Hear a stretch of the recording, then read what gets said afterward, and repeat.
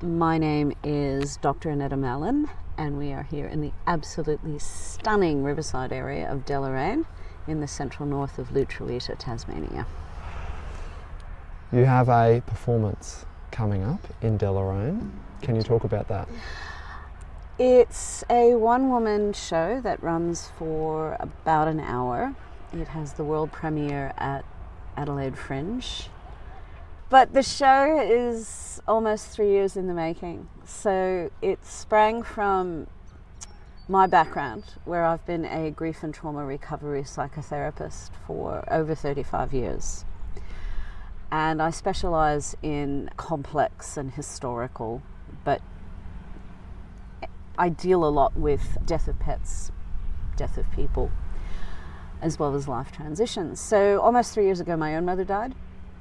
And I thought, this is really interesting, and I'm probably not going to remember the first year, because the first year of grief is really fresh and raw, and it plays hold with your memory and with perceptions of time. So every week for the first year, I uploaded a short video to my social media channels, documenting what I was experiencing, what I was feeling, what had changed, what I discovered about myself, what became normal, what went back to being the way it was, and at what point. This was made more tricky by the fact that my brother and our dog died within a 5-month period. It's 3 significant deaths in 5 months, and the year following my mother's death.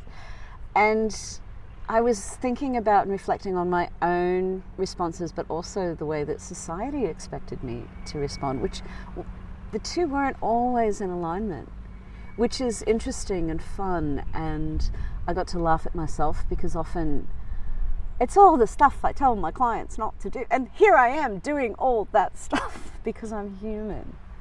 And we're never our own therapist, right? So I've condensed that down into a show that is punctuated by different jackets and tops that mark the progression of the year in a very uneven, but ultimately not haphazard way. And it's funny and it's insightful, and hopefully it will help people think while they're laughing. I'm very proud of it, and I think my mother would have liked it. It's not a topic that is easy for a lot of people, and so I imagine it takes some nuance. It takes nuance and like a hell of a gallows sense of humour. My sense of humour isn't for everyone, but it's certainly robust. Okay. What was the process to be able to go to Adelaide Fringe Festival? That is a huge festival full of great talent. It's huge. Actually, they had Virginia Gay as their artistic director last year, and she is extraordinary, and I have a great deal of respect for her. And then this year it's Ruben Kay, who is an incredible drag cabaret performer who is a superstar, sells out in so many countries. And I thought, I'm turning 60 this year. If I don't do it now, when am I going to do it? So if you get in early enough, because this Fringe Festival is incredibly well coordinated, to put in an application, you have to first secure, which means paying a deposit for a venue. So you have to find a venue that's going to work with you. And then the venue has to confirm that they have accepted you. Then you can put in your application. So you don't get a bunch of people going, oh yeah, I'm going to do that. Oh, oops, I forgot. So I did that, and I was early enough that I'm actually in the program. If you get in before the 30th of October, I think it was this year, so I get all of their promotion, print and web. It's incredibly supportive. There's a whole back-end area on the website, and there's a Facebook group for performers. I was able to find accommodation. And honestly, for me, it was also a question of, this is a small show, which, as you say, it's a bit of a niche area. Might be one way to describe what I'm doing.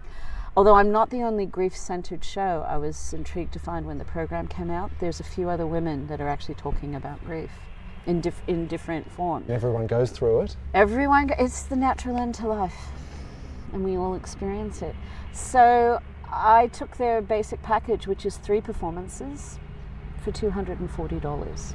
and you get the full backing of the festival. And I've invited people who might want to mentor me and help me make the show better, because if it takes, and it may not, but if it does, they can help me refine it and make it better. So a friend of mine who is connected to Melbourne Fringe is already giving me significant looks, and I've said, can we just see if it works at Adelaide first? Let me perform it a few times. So 3 times in Adelaide is the world premiere, and then I know so many people here in Tasmania that they said, could we please see it? When is it going online? It's not. This is a live performance, but I will come and do the performance here. So I booked the little theatre. Yep, that was the 14th of March. The 14th of Saturday evening, the 14th of March. And I've got the space from 6 till 9 because I'll do the performance, and then there'll be tea and coffee, free tea and coffee. And then I'm doing a Q&A. So if anybody wants to hang around and ask me questions, they're free to do that. If nobody wants to ask, we all get an early mark. Yay! What are some of the things I think you touched on, people who are going through grief, what are some basic things that they should think about? Oh, that's a really good question. Hydrate. You really need to drink more water than you would believe. Grief is incredibly dehydrating because it is stress, and it is relentless stress that affects sleeping brain as well as when we're awake. So drinking lots of water, and yes, water comes in coffee, and it comes in whiskey, and it comes in tequila, but try to leave out the other things and drink water. You need to rest, and you need to give yourself a lot of grace and be gentle with yourself. We are often forgetful.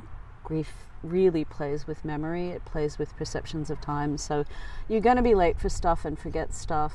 And if anyone in your life is really going to give you a hard time about that, put them in the sin bin. Just don't interact with them until you feel stronger. And there's no timeline. We have this great myth that, it's been 2 weeks, build a bridge and get over it. No, some people don't actually come out of the shocky initial effects until the first anniversary. So paying attention to anniversaries is really important because all the firsts are hard. Your first Christmas and New Year's, your first Lunar New Year, your first birthday, your first we went and got a dog together, or we used to have Sunday lunch together and now I feel able to do a family Sunday lunch but my person's not going to be here and that's weird. All of that stuff. And we make mistakes. And I think going through it with a significant death, or like me, time management, 3 in a short space of time, gives us greater insight to perhaps be more compassionate, not just to ourselves, but to other people around us who are going through something similar. It's never a bad thing to share the compassion and the kindness. And when you're not performing, you do work in Meander, or is it online, or how does that work? I do work at Deloraine House. I don't see clients in my home because I do live in Meander and it's a fair way away. But the Deloraine Community House has parking and it's very central as a location. Most of my work is done online. I have some international clients. I also work with New South Wales Justice and I am a registered victims of crime counsellor. Okay. I do phone and online mostly. But, for example, I also run a monthly grief group at Deloraine House. So that's where anybody can come, it doesn't cost you anything, and you can have a space that's safe to hear stories, to talk when you feel ready, and that's slowly building momentum and proving to be quite popular. That's great. Yeah. Can you explain a little bit of the difference between a psychotherapist, psychologist, psychiatrist? Yep. Okay, because so I find that confusing. It is very confusing, and the reason that I don't call myself a counsellor, but I say psychotherapist, which is, on the one hand, it is a bit wanky because it's a term that's used more in the UK and in Europe. And then counsellor is, when people think counsellor, they think, oh, you've done a short course and maybe you've just started. I've been doing this for a very long time. I'm also a Anza Carta registered Master of Art Therapy. I'm an art therapy practitioner. And I'm also a evidence-based emotional freedom technique, or tapping, EFT, trauma practitioner. So I have a wealth of different things that I bring to my practice, which is still person-centered, but I'm a lot more than a basic counselor. If you are a psychologist, and I'm very careful that everyone knows I'm not a psychologist, that is a different kind of university training. So I have a PhD, but I'm not a psychologist. And a psychologist goes through both undergrad and postgrad particular kinds of training where they are paying for their own supervision and therapy, and they are guided and mentored through that, and then to join the Australian Psychological Association, you have to then maintain continuing ongoing professional hours and a certain amount of supervision and therapy. I do that through Anzacata. Counsellors, anybody can put up a shingle and call themselves a counsellor, so I am affiliated with a peak body, and I do, in fact I'm being audited at the moment, so all of last year's documentation, note to self, must put that in before the end of the month. A psychiatrist is someone who trained as a medical doctor and then goes on and does further study into mental illness, relies primarily on sometimes controversial but fairly universally accepted, fairly thick volume called the Diagnostic and Statistical Manual. We're now on, I forget if it's 5 or 6 because I don't really use it. I don't diagnose, not my purview. So the psychiatrist is able to prescribe drugs, to modify your drug routine, and would work with your GP and sometimes with your psychologist or other community support sources to help you manage more significant chronic mental illnesses. So if you're someone who lives with schizophrenia or bipolar 1 or 2, perhaps borderline personality disorder, narcissistic personality disorder, you would, perhaps not a narcissist because nothing's ever their fault, but you would be going to a psychiatrist who's then liaising with your other healthcare practitioners and ideally getting your medicine reviewed regularly, but unfortunately that often slides for years. So I'm talking about a medical utopia. So psychiatrist is medical, psychologist is board certified, psychotherapist and counseling is less rigorous, but you can also find very experienced practitioners like myself who will be affiliated with a professional body. PAC, for example, is, if you've done advanced counselling training, you qualify for PACFA. I do Anzacata, so I don't do PACFA. I can't afford the peak body fees. They add up. No doubt. And future plans. Future plans. So, Adelaide Fringe. Adelaide Fringe. Deloraine. Yes. If all goes well, maybe there's a couple of tweaks to the performance.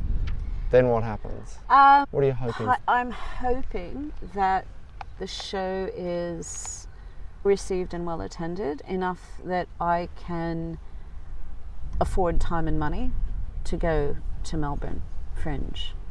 From there, if I'm up on the mainland, I have people from the Wollongong area through to the Newcastle area who would like the show to tour.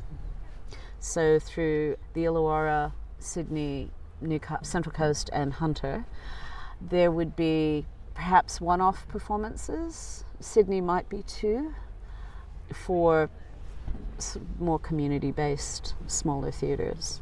It's a fairly modest performance. I've booked 100 seats. The Deloraine Theatre is 150. I'm not thinking, oh, I'm going to be the next Taylor Swift and book out stadiums. No, but I'd like to engage people and have them laugh, have them nod a little bit to themselves and maybe think, and walk out perhaps with a fuller understanding of how funny and dumb and obvious and sad grieving can be. We'll see. We will see. Look, some people might say Edinburgh. For me, that's a bit pie in the sky. If Edinburgh was a chance, I would go to Edinburgh. It sounds like good future plans. Yes. What's your favourite part of the Meander Valley? My favourite part of the Meander Valley? Oh.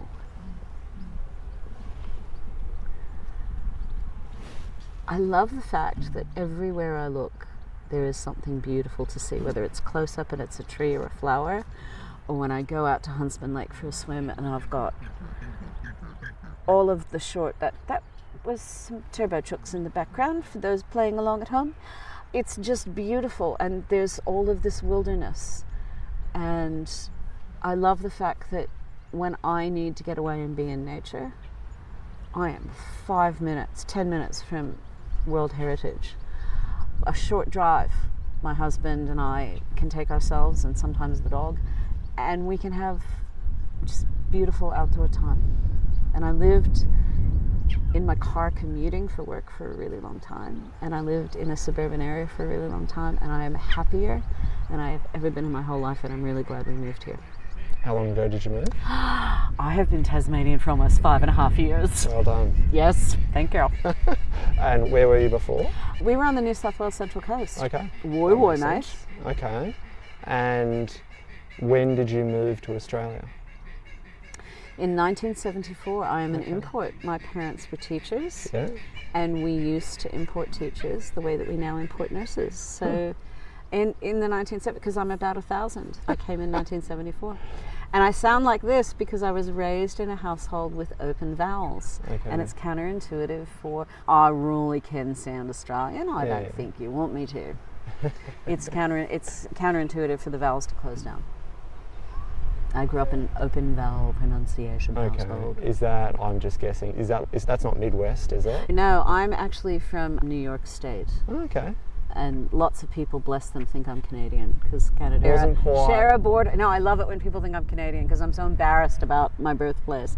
But I am proudly Australian. I have my citizenship certificate. I vote. I pay taxes here, and I have lived most of my life here. I did spend a little bit of time living in Italy and back in Southern California for a while, but excellent places to live. Not the worst places to live, but Australia is my home, and I've never felt more at home than I do living right here in the Meander Valley. And I didn't expect that was something unexpected. I always thought I would feel homeless and shifting my whole life. So why go from this New South Wales to here? Why did you choose to here? Too many people. Look, the New South Wales Central Coast where we lived, Woy, that town was actually the railhead until the 1930s.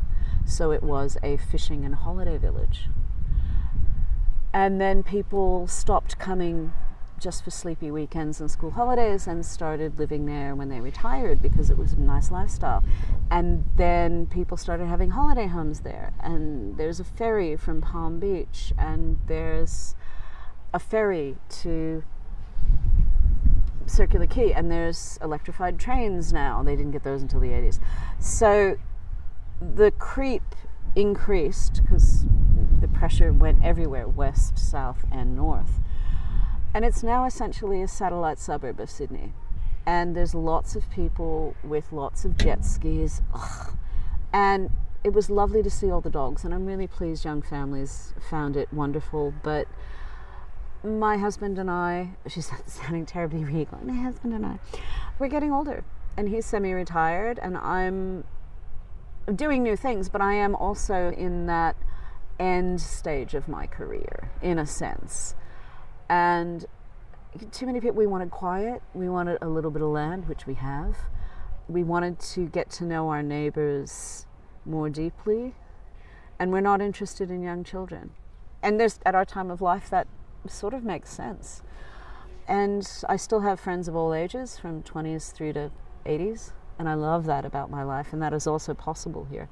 But we wanted something quieter, and we wanted something with more space around each person. And we're both very happy that we found that here.